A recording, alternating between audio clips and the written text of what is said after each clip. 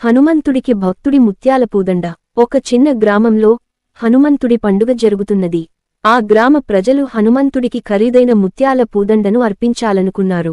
అయితే ఒక చిన్న పిల్లవాడు, హనుమంతుడి భక్తుడు, అటువంటి ఖరీదైన పూదండను కొనుగోలు చేయగలిగే స్తోమత లేకపోయాడు.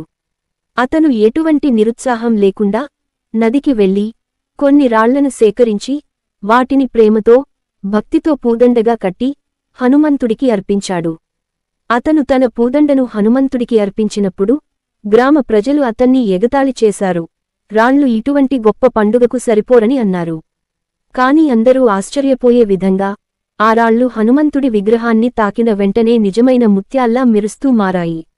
ఆ గ్రామ ప్రజలు అర్థం చేసుకున్నారు, ఆ చిన్న పిల్లవాడి నిజమైన భక్తి స్వచ్ఛమైన మనసు ఇచ్చే మాతృక కంటే ఎంతో విలువైనవి.